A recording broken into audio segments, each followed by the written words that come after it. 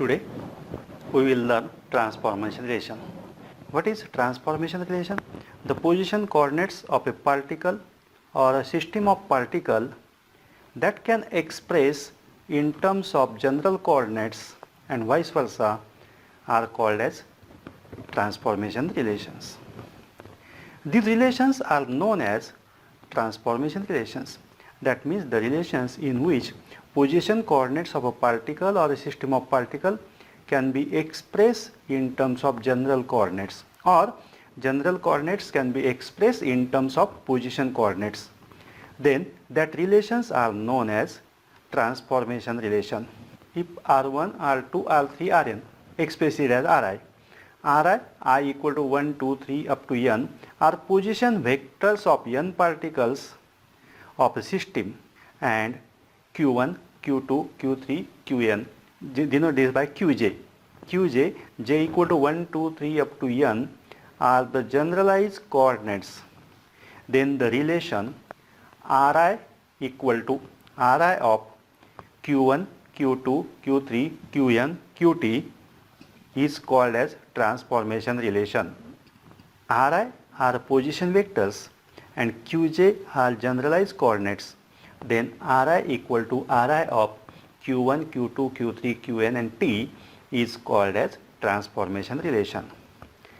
If there is explicit time dependence in some or all the functions of Ri equal to Ri of Q1, Q2, Q3, Qn and T, then the system is called as rheonomic system. Otherwise, the system is called as scleronomic system.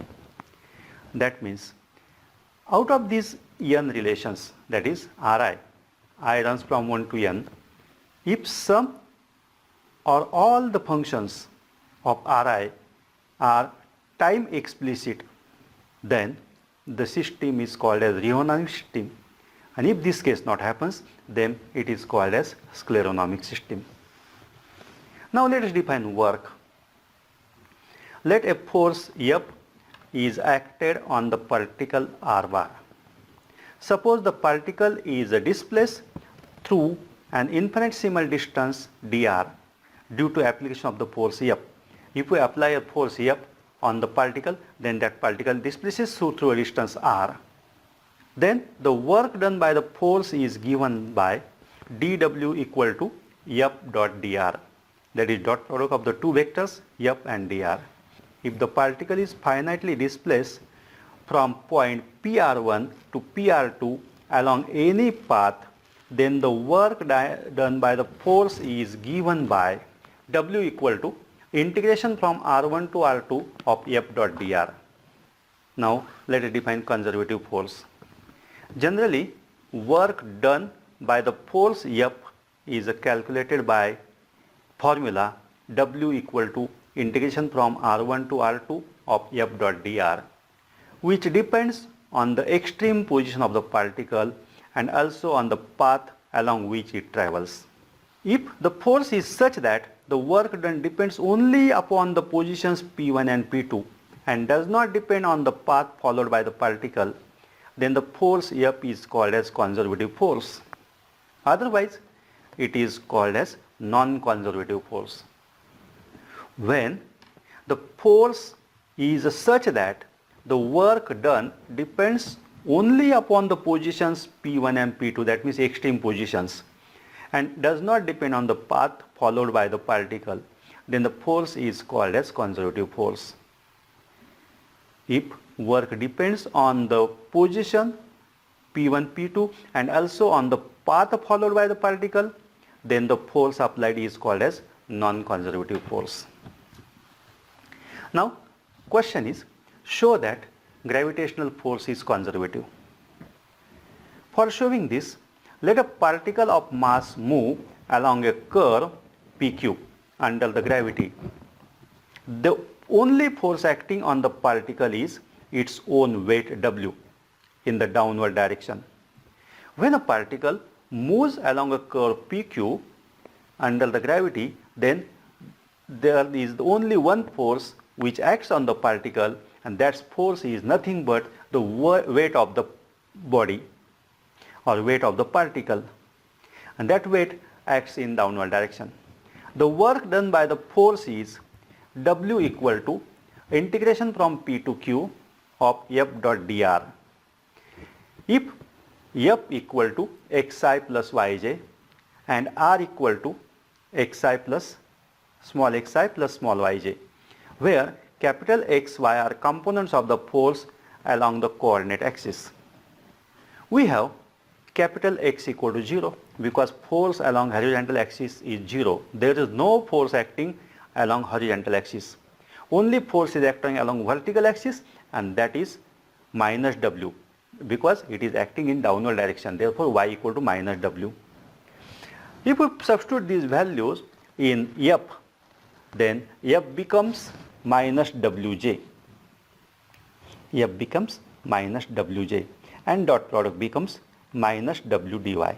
Therefore, the formula W equal to integration from P to Q F dot dr becomes W equal to integration from A to B of minus W dy, where A and B are coordinates of the point P and Q respectively.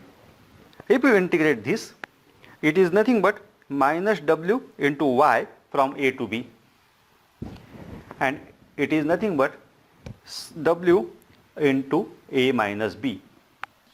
This shows that the work does not depend on the path.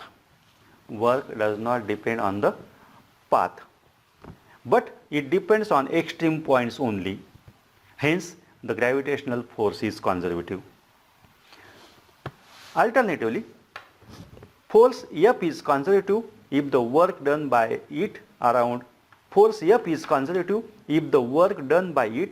the closed path is 0.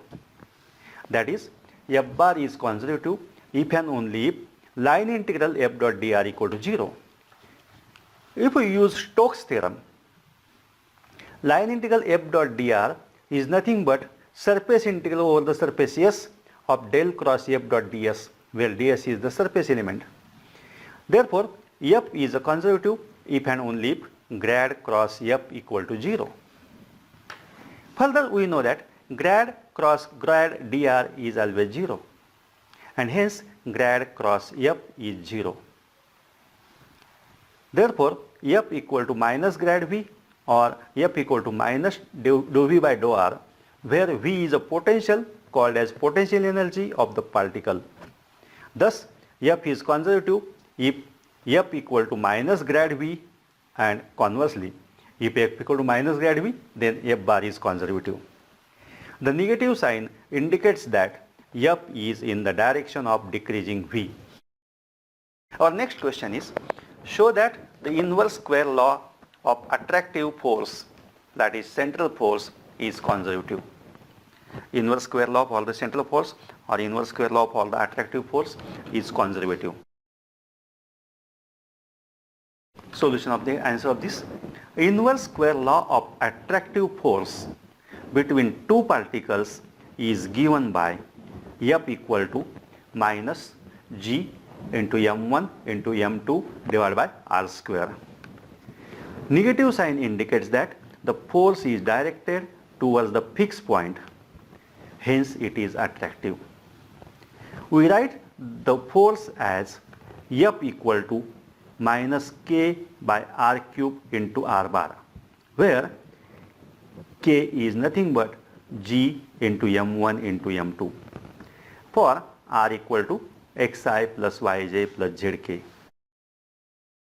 If we put R bar equal to Xi plus Yj plus Zk, then the above equation becomes F bar equal to minus K into Xi plus Yj plus Zk divided by mod of R cube. Mod of R is nothing but x square plus y square plus z square is to half. Therefore, mod of R cube is nothing but x square plus y square plus z square is to 3 by 2. Therefore, we got the equation F bar equal to minus K into Xi plus Yj plus Zk divided by x square plus y square plus z square is to 3 by 2. For conservative force, del cross F must be 0. Now, Del cross F can be obtained by this formula. Del cross F equal to ijk in first row of the determinant, in second row dou by dou x, dou by dou y, and dou by dou z, and in third row the components of F, that are nothing but kx by r cube. R cube is nothing but x square plus y square plus z square raised to 3 by 2 minus ky divided by r cube and minus kz divided by r cube. If I solve this determinant, I will get, if I solve this determinant, for solving I can take k common, minus k common from the third row, it is taken outside, and then minus k into determinant of I, j, k, dou by dou x, dou by dou y, dou by dou z, and x by r cube, y by r cube, z by r cube. Therefore, I into dou by dou y of z by r cube minus dou by dou z of y by r cube minus j times dou by dou x of z by r cube minus dou by dou z of x by r cube plus k times dou by dou x of y by r cube minus dou by dou y of x by r cube. And if we solve this, we will get minus k into I times minus 3yz divided by r raised to 5 by dou of z by r cube plus 3y by r raised to 5 minus j times 3xz minus 3xz by r raised to 5 plus 3xz by r raised to 5 plus k times minus 3yx by r cube plus 3yx by r minus 3yx by r raised to 5 plus 3yx by r raised to 5, and which is nothing but 0, which is nothing but 0. And this shows that the inverse square law between attractive forces F is conservative. Now we shall write some examples of conservative forces. Electrostatic force between the two charged particles is conservative. The mutual interaction between two particles is conservative. The reaction and the tension in the string is conservative. Now some examples of non-conservative forces. The force of friction or friction force and air resistance, these are non-conservative forces. Now we shall define new concept, virtual displacement. The displacement of the system of a particle which causes no real motion is called as virtual displacement. It is also called as imaginary displacement. When there is a system of particle which causes no real motion or no real displacement, then that displacement or that motion is called as virtual displacement, and it is also called as imaginary displacement. It is denoted by delta Ri for ith particle. Virtual displacement delta Ri is assumed to take place only in the coordinates and at fixed instant t. Virtual displacement takes place only at a fixed distance, fixed instant, fixed time t, and only along coordinate axis. Hence, delta change in time is 0. Mathematically, delta Ri equal to delta Ri at delta t equal to 0. This is nothing but virtual displacement. Now let us define virtual work. Work done by the system of forces in causing virtual displacement or causing imaginary displacement is called as virtual work, and this virtual work is denoted by del W. We can find out the virtual work delta W equal to sigma Fi delta Ri running over I. Principle of virtual work. Principle of virtual work is as follows. If the forces are in equilibrium, then the algebraic sum of virtual work is 0. If the algebraic sum of virtual work is 0, then the forces acting are in equilibrium. Thus, principle of virtual work is in both ways. If the forces are in equilibrium, then the algebraic sum of the virtual work is 0, and if the algebraic sum of virtual work is 0, then the forces acting are in equilibrium. Now we shall state D'Alembert's principle. This is a well-known principle in mechanics. D'Alembert's principle, it is also called as fundamental principle in mechanics. This is a very important principle. It is called as fundamental principle because any equation of motion can be derived from it. By using D'Alembert's principle, we can derive any equation of motion, and hence it is called as fundamental principle in mechanics. What is the statement of this? A system of particles moves in such a way that the total virtual work done by the applied forces and reserve effective forces is 0. What is the statement? A system of particles moves in such a way that the total virtual work done by the applied forces and reserve effective forces is 0. For that purpose, consider the equation of motion of a particle of the system. Consider the equation of motion of a particle of the system, which is Fi equal to Pi dot. Pi dot means dP by dt, dPi by dt, dot denotes the derivative, where Pi is a linear momentum of ith particle, and therefore Fi minus Pi dot equal to 0. Therefore, equation of motion of the system becomes sigma Fi minus Pi dot over I equal to 0, which implies that system of the particles is in equilibrium. This equation states that the dynamical system appears to be in equilibrium under the action of applied force F and an equal and opposite effective force Pi dot.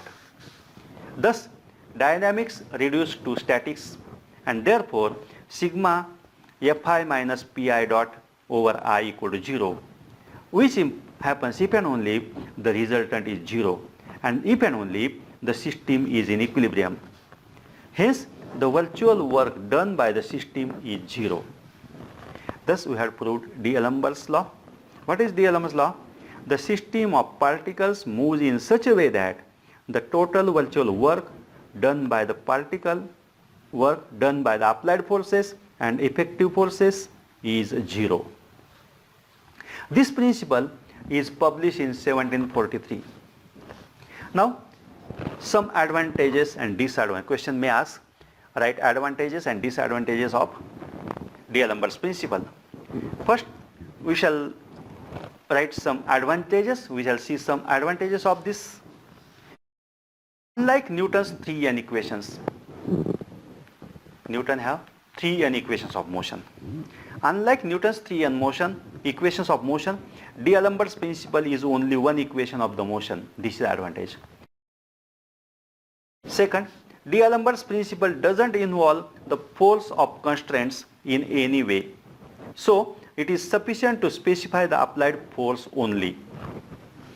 Third, it is so general that even a knowledge of the constraint relations is not explicitly required except for determining delta Ri. Fourth advantage is the validity of D'Alembert's principle extends to all rheonomic and scleronomic systems that are either holonomic or homogeneous non-holonomic. All such systems for which D'Alembert's principle is valid are called as D'Alembertian systems. The systems which follows D'Alembert's principle or which are valid, in which the systems in which D'Alembert's principle is valid are called as D'Alembertian systems. Fifth, the inertial force, that is minus Pi dot, is introduced to reduce the problem of dynamics to one of the statics. This is one advantage. Next advantage, D'Alembert's principle is often said gives a complete solution to the problem of mechanics. All the different principles of mechanics are merely mathematically different formulation of D'Alembert's principle. example, Hamilton principle can also be obtained from D'Alembert's principle. D'Alembert's principle is more elementary than the variational principles on another account. D'Alembert's principle is more elementary than the variational principles on another account. It requires no integration with respect to time. These are the advantages of D'Alembert's principle. Now there are some disadvantages also. Disadvantages are the virtual work of the inertial force is polygenic and thus is not reducible to a single scalar function. The principle is unsuitable for the use of curvilinear coordinates. Thank you.